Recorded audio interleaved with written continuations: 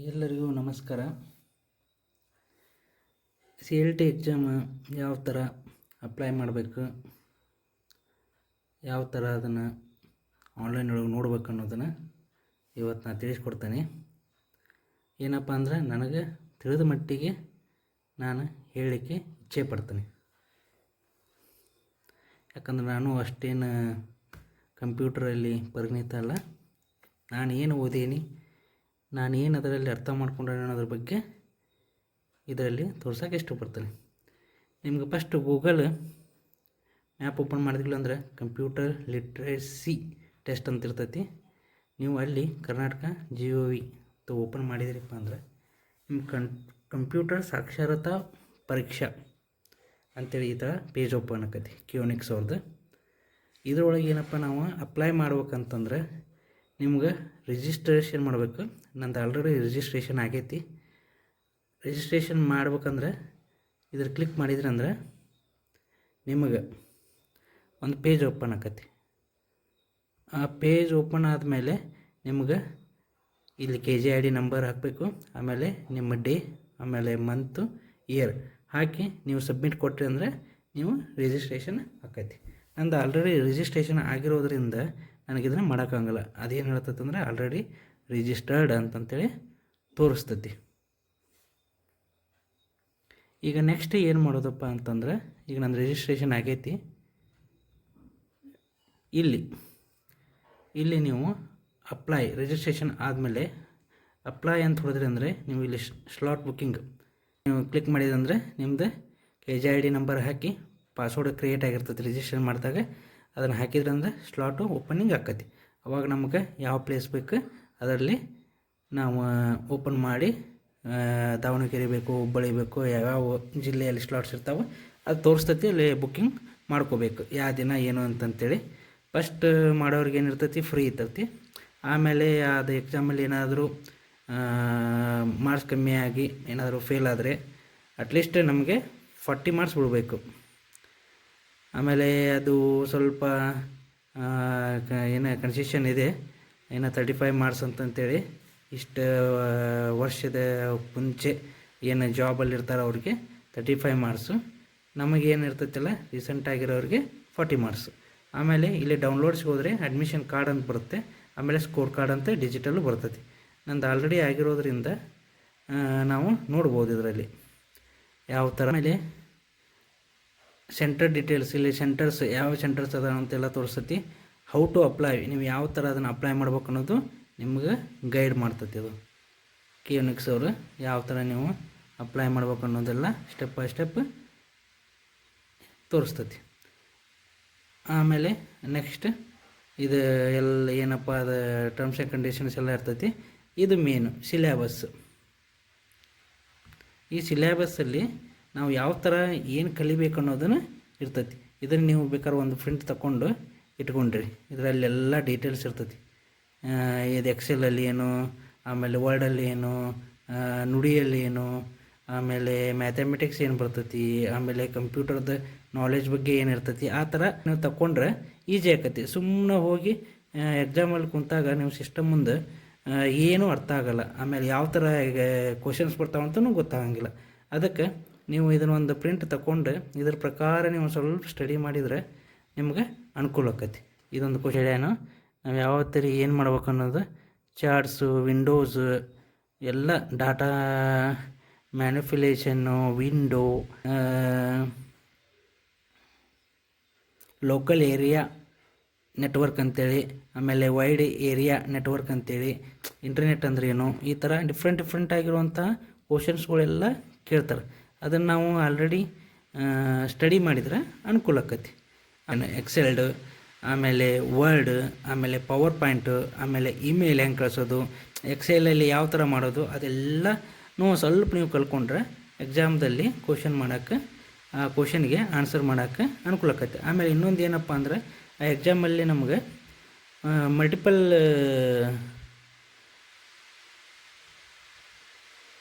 Questions ಇರೋದ್ರಿಂದ just click ಮಾಡೋದಿರ್ತೈತಿ, seconds ಇರ್ತೈತಿ. ಒಂದು ಕ್ವಶನ್ ಕೊಟ್ಟಿರ್ತಾರೆ, 4 ಆಪ್ಷನ್ ಕೊಟ್ಟಿರ್ತಾರೆ, ಅವ್ರು ಕ್ಲಿಕ್ ಮಾಡೋದಿರ್ತೈತಿ. ಆಮೇಲೆ ಅವನ್ನ ಸೆಟ್ ಮಾಡೋದಿರ್ತೈತಿ. ಹಾಗೆ ಡಿಫ್ರೆಂಟಾಗಿ ಇರೋದರಿಂದ ನಾವು ಇದ್ರ ಬಗ್ಗೆ ಸ್ವಲ್ಪ ಜಾಗೃತವಾಗಿ ನೋಡಿದರೆ ಅನುಕೂಲ ಆಕತಿ.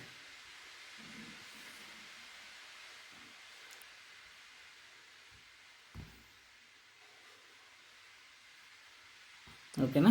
ಇದು ಎಕ್ಸೆಲ್ ಶೀಟ್ ಕಾಣಿಸ್ತಲ್ಲ.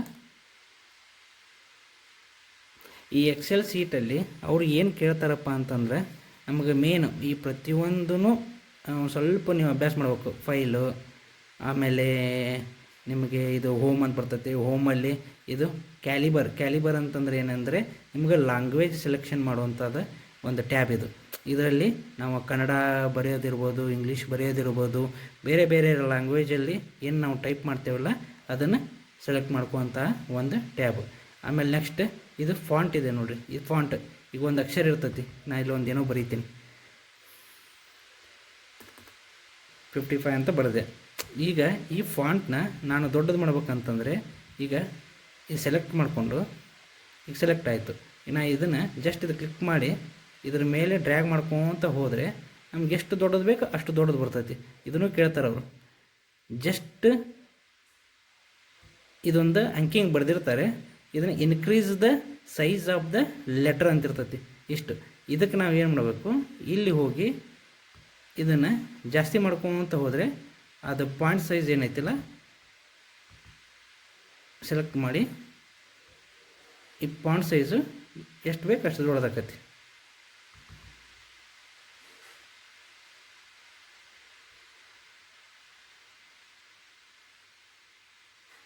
ಹೀಗೆ ಇದನ್ನು ಕ್ಲಿಕ್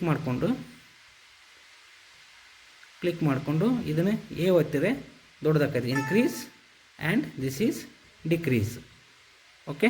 ಆಮೇಲೆ ಇದೇನೈತಿಲ್ಲ ಇವನು ಸೆಟ್ಟಿಂಗ್ಸ್ ಮಾಡೋದು, ಅದು ವರ್ಡ್ ಏನೈತಿಲ್ಲ ಮಿಡಲ್ ಬೇಕು ಅಥವಾ ನಿಮ್ಗೆ ರೈಟ್ ಸೈಡ್ ಬೇಕು, ಲೆಫ್ಟ್ ಸೈಡ್ ಬೇಕು, ಅದನ್ನು ಕ್ಲಿಕ್ ಮಾಡ್ಕೋಬೇಕು.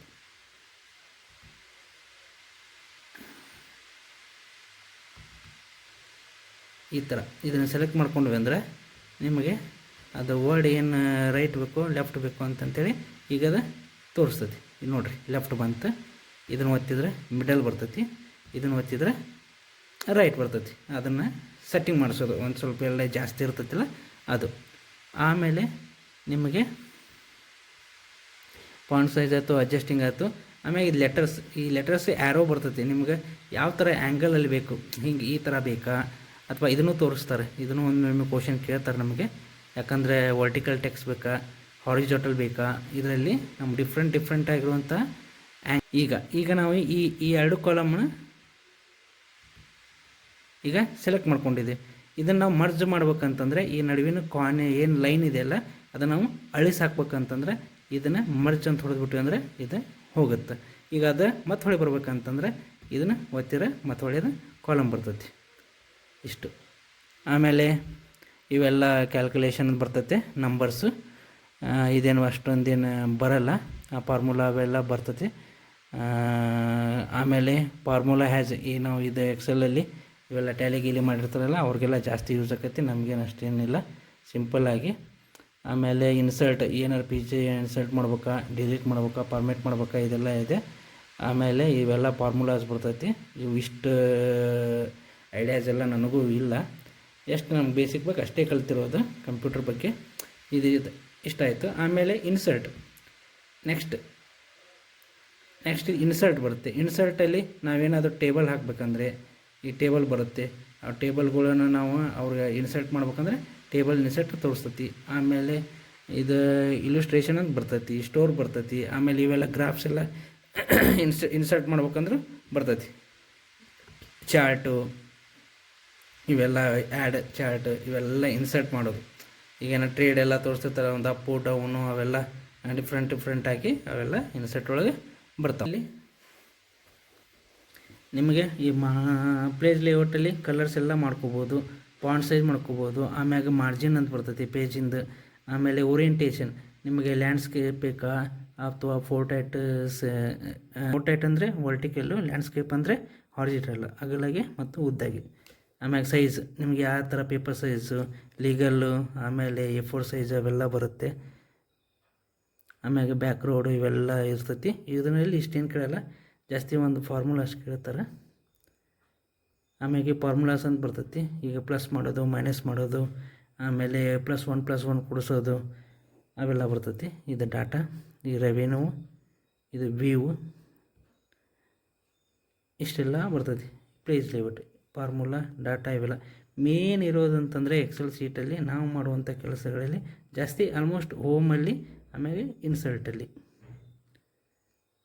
ಅಷ್ಟು ಯೂಸ್ ಮಾಡ್ಬೋದು. ನೆಕ್ಸ್ಟ್ ನಿಮಗೆ ಈ ಥರ ಒಂದು ವರ್ಡ್ ಕೊಟ್ಟಿರ್ತಾರೆ. ವರ್ಡ್ ಕೊಟ್ಟು ಅದನ್ನು ಬೋಲ್ಡ್ ಮಾಡಿರಿ ಅಂತಂದು ಕೊಟ್ಟಿರ್ತಾರೆ. ಜಸ್ಟ್ ಹಿಂಗೆ ಒಂದು ವರ್ಡ್ ಮೇಲೆ ಏನಿರ್ತೈತಿ, ಬೋಲ್ಡ್ದ ಲೆಟರ್ ಅಂತ ಇರ್ತೈತಿ. ಬೋಲ್ಡ್ ಅಂತಂದರೆ ನೀವು ಜಸ್ಟ್ ಇಲ್ಲಿ ಬಿ ಅಂತ ಕಾಣಿಸುತ್ತಲ್ಲ, ಕಂಟ್ರೋಲ್ ಬಿ ಅಂತ ಹೊಡೆದ್ರು ಬರ್ತೈತಿ. ಇದಕ್ಕೆ ಬಿ ಹಿಂಗೆ ಗೊತ್ತಿನ ಬೋಲ್ಡ್ ಆಕೈತಿ. Bold hockey save and submit ಅಂತ ನೀವು ಕೊಟ್ಟರೆ ಅಂದ್ರೆ ಅದು ಎಕ್ಸಾಮಲ್ಲಿ ಸೇವ್ ಆದಂಗೆ. ನೆಕ್ಸ್ಟ್ ಅದೇ ಥರ ಇದು ಬೋಲ್ಡ್ ಆಯಿತು. ಆಮೇಲೆ this letter make it italic ಆಗುತ್ತೆ. ಈಗ ನೆಕ್ಸ್ಟ್ ಇದಕ್ಕೆ ನೀವು ಅಂಡರ್ಲೈನ್ ಹಾಕ್ಬೇಕಂತಂದ್ರೆ ಕೆಳಗಡೆ ಅಂಡರ್ಲೈನ್ ಅಂದರೆ ನೀವು ಒತ್ತಿರಂದರೆ ಕೆಳಗಡೆ ಅಂಡರ್ಲೈನ್ ಬರ್ತೈತಿ. ಒಂದು ವರ್ಡ್ ಇರ್ತೈತಿ, ಅವ್ರು ಟಾಸ್ಕ್ ಕೊಟ್ಟಿರ್ತಾರೆ, ಮೇಕ್ ದ ಲೆಟರ್ ಅಂಡರ್ಲೈನ್ ಅಂತಂದಾಗ ನೀವು ಈ ಥರ ಇದನ್ನು ಒತ್ತಿದ್ರೆ ಬರ್ತೈತಿ. ಅಂಡರ್ಲೈನು, ಇಟ್ಯಾಲಿಕ್, ಆಮೇಲೆ ಬೋಲ್ಡ್. ಆಮೇಲೆ ನೆಕ್ಸ್ಟ್ ನಿಮಗೆ ಈ ಥರ ಕಲರ್ ಮಾಡಬೇಕು ಅಂತಂದರೆ ಕಲರ್ ಆಗುತ್ತೆ. ವರ್ಡ್ ಕಲರ್ ಈ ಥರ ಒಂದು ವರ್ಡ್ ಕೊಟ್ಟಿರ್ತಾರೆ. The word make in colour, ಗ್ರೀನೋ, ಬ್ಲ್ಯಾಕೋ, ರೆಡ್ಡು ಅಂತ ಕೊಟ್ಟಿರ್ತಾರೆ.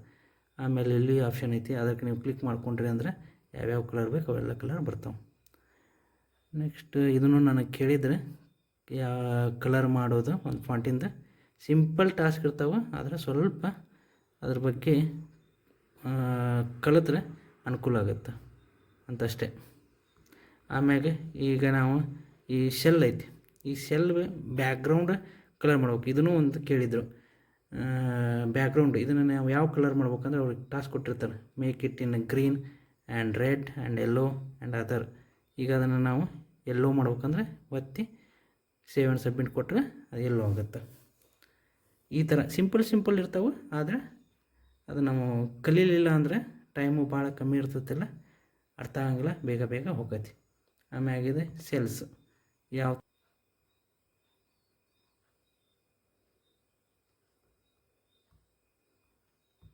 ಈ ಥರ ಆಲ್ ಬಾರ್ಡರ್, ಈ ಬಾರ್ಡ್ರ್ ಬೇಡ ಅಂದರೆ ನೋ ಬಾರ್ಡರ್ ಅಂತ ಹೊಡೆದ್ರೆ ಹೋಗೈತಿ. ಲ್ಯಾಂಗ್ವೇಜ್ ಏನಿರ್ತೈತಿ ಅದನ್ನು ಚೇಂಜ್ ಮಾಡಿರಿ ಅಂತ ಕೊಟ್ಟಿರ್ತಾರೆ, ಒಣಜು ಅಂತಂತೇಳಿ. ಅವಾಗ ಏನು ಮಾಡಬೇಕು, ಇವು ಯಾವ ವರ್ಕ್ ಆಗ್ತಿರಂಗಿಲ್ಲ. ನಮಗೆ ಗೊತ್ತಿತ್ತಪ್ಪ ಅಂದರೆ ಏನು ಮಾಡ್ತೀವಿ, ಸೀದಾ ಹೋಗ್ತೀವಿ, ಇಲ್ಲಿ ಕ್ಯಾಲಿಬರ್ ಅಂತ ಇರ್ತೈತಿ, ಅಲ್ಲಿ ಹೋದರೆ ನಿಮಗೆ ಒಣಜು ಅಂತಂತೇಳಿ ಇಲ್ಲಿ ಕೆಳಗೆ ಇರ್ತೈತಿ, ಅಲ್ಲಿ ಟೈಪರ್ ಮಾಡ್ಬೋದು. ಹೀಗೆ ಎಲ್ಲ ಬೇರೆ ಥರ ಲ್ಯಾಂಗ್ವೇಜ್ಗಳು ಟೈಪ್ಸು ಅದೆಲ್ಲ ಇರುತ್ತೆ. ನಾವು ಈ ಕನ್ನಡ ಟೈಪ್ ಮಾಡ್ಬೇಕಂತಂದಾಗ ಒಣಜು ಅಂತೇಳಿ ಇರ್ತೈತಿಲ್ಲ, ಅಲ್ಲಿ ಕ್ಲಿಕ್ ಮಾಡ್ಬೇಕು. ಇಲ್ಲಿದೆ ನೋಡಿರಿ ಒಣಜು. ಈ ಒಣಜು ಅಂತೇನು ಇದೆಯಲ್ಲ, ಇದಕ್ಕೆ ನಾವು ಕ್ಲಿಕ್ ಮಾಡಿಕೊಂಡ್ರೆ ಅದರಲ್ಲಿ ನುಡಿ ಬಂದು ಬರ್ತೈತಿ. ಕನ್ನಡ ಟೈಪ್ ಮಾಡ್ಬೇಕಂದ್ರೆ ಈ ನುಡಿಯಲ್ಲಿ ಒಣಜು ಲ್ಯಾಂಗ್ವೇಜ್ ಸೆಲೆಕ್ಷನ್ ಮಾಡಿಕೊಂಡು ನಾವು ಕನ್ನಡದಲ್ಲಿ ಅದು ಏನು ನುಡಿ ಇದು ಇರ್ತೈತಲ್ಲ ಅಲ್ಲಿ ಹೋಗಿ ನುಡಿ ಆನ್ ಮಾಡ್ಕೋಬೇಕು. ಇಲ್ಲಿದೆ ನೋಡಿರಿ ನುಡಿ ಆ್ಯಪ್ ಇದೆಯಲ್ಲ, ಈ ನುಡಿ ಆ್ಯಪ್ ಕ್ಲಿಕ್ ಮಾಡಿಕೊಂಡ್ರೆ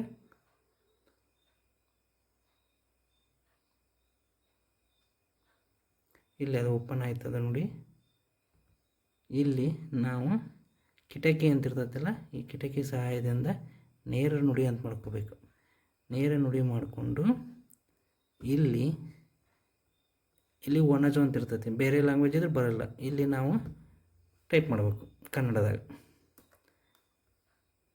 ಕ್ಯಾಪ್ಸ್ ಲಾಕ್ ಆಫ್ ಮಾಡಬೇಕು. ಇದಕ್ಕೆ ಸೆಲೆಕ್ಟ್ ಮಾಡ್ಕೊಂಡಿದ್ದು ಆಗೈತಿ, ಯಾಕಂದ್ರೆ ಅದು ಒಂದೇ ಸೆಲ್ಲಿಗೆ ಸೆಲೆಕ್ಟ್ ಆಗಿರೋದಕ್ಕೆ. ಈಗ ನೆಕ್ಸ್ಟ್ ಇದು ಆ ಅಂತ, ಇ ಇದು ಎ, ನೆಕ್ಸ್ಟ್ ಉ, ಯಾಕಂದರೆ ಇಲ್ಲಿ ಕ್ಯಾಪ್ಸ್ ಆನ್ ಆಗಿರೋದ್ರಿಂದ ಅದೆಲ್ಲ ದೊಡ್ಡ ತೋರಿಸುತ್ತೆ. ಕ್ಯಾಪ್ಸ್ ಲಾಕ್ ಆಫ್ ಮಾಡಿದೆ ಅಂದರೆ ಆಫ್ ಆಯಿತು. ಈಗ ತೋರಿಸುತ್ತೆ ನೋಡಿರಿ. ಕ್ಯಾಪ್ಸ್ ಲಾಕು ಆಫ್ ಆಗಿದ್ದರೆ ಸಣ್ಣ ಅಕ್ಷರ ಅ, ಇ, ಉ ಈ ಥರ. ಕ್ಯಾಪ್ಸ್ ಆನ್ ಮಾಡಿದರೆ ಈಗ ಐತಿ. ಈಗ ನಾ ಆ ಮಾಡ್ಬೇಕಂತಂದ್ರೆ ಶಿಪ್ ಹಿಡ್ಕೊಂಡು ಎ ಹೊಡಿಬೇಕು. ಈ ಥರ ಶಿಪ್ ಹಿಡ್ಕೊಂಡು ಎ ಹೊಡೆದಂದ್ರೆ ಆ ಆಗುತ್ತೆ. ಹೀಗೆ ಪ್ರತಿಯೊಂದನ್ನು ನಾವು ಕಲ್ಕೊಂಡು ಈಗ ಬಾನು ಮಾಡ್ಬೇಕಂದ್ರೆ ಬಿ ಬ ಆಯ್ತು. ಈಗ ಆ ಮಾಡ್ಬೇಕಂದ್ರೆ ಶಿಫ್ಟ್ ಹಿಡ್ಕೊಂಡು ಎ ಹೊಡಿಬೇಕು, ಬಾ ಆಯ್ತು. ಆಮ್ಯಾಗ ನ ಹೊಡೆದು ಆಮ್ಯಾಗ ಶಿಫ್ಟ್ ಹಿಡ್ಕೊಂಡು ಇ ಹೊಡಿಬೇಕು, ಬಾನು. ಅದ ಇಲ್ಲಪ್ಪ ನಮ್ಗೆ ಸಣ್ಣದ ನೂ ಬೇಕಂದ್ರೆ ನಾವು ಒತ್ತಿ ಇ ಹೊಡೆದ್ರೆ ಸಣ್ಣ, ಶಿಫ್ಟ್ ಹಿಡ್ಕೊಂಡು ದೊಡ್ಡವು. ಈ ಥರ ಪ್ರತಿಯೊಂದು ನಾವು ಪ್ರಾಕ್ಟೀಸ್ ಮಾಡ್ಕೊತ ಹೋದರೆ ತುಂಬ ಈಸಿ ಆಕೈತಿ. ಆಮೇಲೆ ಎಕ್ಸೆಲ್ ಶೀಟಲ್ಲಿ ಇನ್ನೊಂದು ಏನು ಇಂಪಾರ್ಟೆಂಟಪ್ಪ ಅಂದರೆ ನಮ್ಗೆ ಈ ಶೀಟ್ಗಳು ಎಷ್ಟು ಬೇಕು ಅಷ್ಟು ನಾವು ಪ್ಲಸ್ ಮಾಡ್ಕೊತ ಹೋಗ್ಬೋದು. ಈಗ ನೋಡಿದೆ ಶೀಟ್ ನಂಬರ್ 1 ಅಂತ ಐತಿ. ಈ ಎಕ್ಸೆಲ್ಲಿಗೆ ಸೀಟ್ ಅಂತಾರೆ ಇದಕ್ಕೆ. ಈ ಸೀಟ್ ನಂಬರ್ 1, ಸೀಟ್ ನಂಬರ್ 2. ಇಲ್ಲಿ ನಾವು ಇನ್ನೊಂದು ಬೇಕಪ್ಪ ಅಂದರೆ ಪ್ಲಸ್ ಹೊಡೆದ್ರೆ ಸೀಟ್ ನಂಬರ್ 3 ಬಂತು. ಆಮೇಲೆ ಇನ್ನೊಂದು ಹೊಡ್ಬೇಕಂದ್ರೆ ಸೀಟ್ ನಂಬರ್ 4 ಬರ್ತೈತಿ. ಆಮೇಲೆ ಸೀಟ್ ನಂಬರ್ 5 ಬರ್ತೈತಿ. ಹಾಗೆ ನಮಗೆ ಎಷ್ಟು ಬೇಕು ಅಷ್ಟು ನಾವು ಶೀಟ್ಗಳನ್ನು ತೊಗೋಬೋದು. ಇದು ಬೇಡಪ್ಪ ಅಂದರೆ ಇಲ್ಲಿ ನಮಗೆ ಡಿಲೀಟ್ ಅಂತಂದರೆ ಡಿಲೀಟ್ ಹೊಡೆದ್ರೆ ಹೋಗ್ಬಿಡ್ತೈತಿ. ಇದು ಕ್ರಝರ್, ಇದು ಕ್ರಝರ್ ಅಂತಾರೆ ಇದಕ್ಕೆ. ಏನಾದ್ರು ಪ್ಲಸ್ ಪಾಯಿಂಟ್ ಇದೆಯಲ್ಲ ಕ್ರಝರ್ ಪಾಯಿಂಟ್ ಅಂತಂತಾರೆ. ಇದರಲ್ಲೆಲ್ಲ ಸಿಗುತ್ತೆ ನಮಗೆ ಏನಾರು ಬೇಕು ಅನ್ನೋದೆಲ್ಲ ಟೈಪ್ ಮೇಲೆ ಸಿಗ್ತೈತಿ. ಆಮೇಲೆ ಇಲ್ಲಿ ಬಟನ್ ಇದೆ ನೋಡಿರಿ, ಈ ಬಟನ್ ಏನಿದೆಯಲ್ಲ ಇಲ್ಲಿ ಸ್ವಿಚ್ ಯೂಸರ್ ಅಂತ ಬರ್ತೈತಿ. Lock of, lock, restart, sleep, ಆಮೇಲೆ ಹೈಬ್ಮೇಟ್ ಅಂತ ಬರ್ತೈತಿ. ಆಮೇಲೆ ಮೇನ್ ಇರೋದಂತಂದರೆ ಸೆಟ್ ಡೌನ್. ಇದು ಸೆಟ್ ಡೌನ್ ಇದೆಯಲ್ಲ ಇದು ಒಂದು ಆಪ್ಷನ್. ಯಾವ ಥರ ನಾವು ಸೆಟ್ ಡೌನ್ ಮಾಡಿದರೆ ಕಂಪ್ಯೂಟರ್ ಸ್ವಿಚ್ ಆಫ್ ಆಗೈತೆ ಅಂದರೆ ಬಂದಾಗೈತೆ ಅಂತ ಅರ್ಥ. ಈ ಸೆಟ್ ಡೌನಲ್ಲಿನ ಒಂದು ಕ್ವಶನ್ ಕೇಳಿದ್ದಾರೆ ನನಗೆ. ಯಾವ ಥರಪ್ಪ ಅಂದರೆ how to make a computer shut down in shortcut key. ಅದಕ್ಕೆ ನಾವೀಗ ಶಟ್ ಡೌನ್ ಮಾಡ್ಬೇಕಂತಂದ್ರೆ ಶಾರ್ಟ್ಕಟ್ ಕೀ, ಈಗ ಶಟ್ ಡೌನ್ ಐತಿ. ಈ ಶಟ್ ಡೌನ್ನ ನಾವು ಇಲ್ಲಿ ಹೋಗಿ ಇದನ್ನು ಶಟ್ ಡೌನ್ ಹೊಡೆಯೋದಕ್ಕಿಂತ ಶಾರ್ಟ್ಕಟ್ ಕೀ ಆಲ್ಟ್ F4 ಹೊಡೆದ್ಬಿಟ್ರೆ ನಿಮಗಲ್ಲಿ ಶಟ್ ಡೌನ್ ಆಪ್ಷನ್ ಬರ್ತೈತಿ. ಓಕೆ, ಇಲ್ಲಿ ಇದು ಬಂದು ನೋಡಿ ಶಟ್ ಡೌನ್. ನೀವು ಓಕೆ ಹೊಡೆದ್ಬಿಟ್ರೆ ಕ್ಲೋಸ್ ಆಗಿಬಿಡ್ತೈತಿ. ಇದನ್ನು ಕೇಳಿದ್ರೆ ಇದನ್ನು ಕಂಟ್ರೋಲ್ F4, ಈಗ ಶಟ್ ಡೌನ್ ಆಗುತ್ತೆ.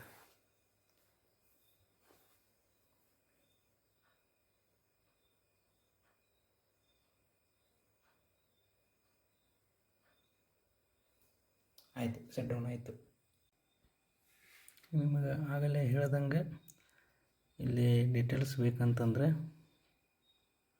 ಡೌನ್ಲೋಡ್ ಏನಿಲ್ಲ, ಒಂದು ಆಲ್ರೆಡಿ ಎಂಟ್ರಿ ಆಗೈತಿ, ತೋರಿಸ್ತಾ ಇಲ್ಲ ಅಂತಂತೇಳಿ.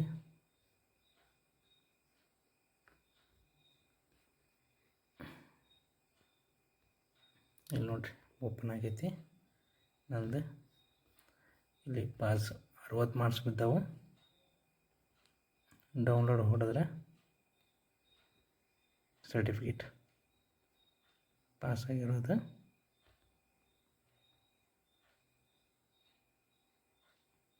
ಈ ಥರ ಸರ್ಟಿಫಿಕೇಟು ಬರ್ತೈತಿ. ಇನ್ನೊಂದು ಆಲ್ರೆಡಿ ಪಾಸ್ ಆಗೈತಿ, ಸರ್ಟಿಫಿಕೇಟ್ ಬಂದೈತಿ. ಇಲ್ಲಿಗೇನಾದರೂ ತಪ್ಪಾಗಿ ಹೇಳಿದರೆ ಕ್ಷಮಿಸಬೇಕಂತ ತಮ್ಮಲ್ಲಿ ವಿನಂತಿಸುತ್ತೇನೆ. ಧನ್ಯವಾದಗಳು.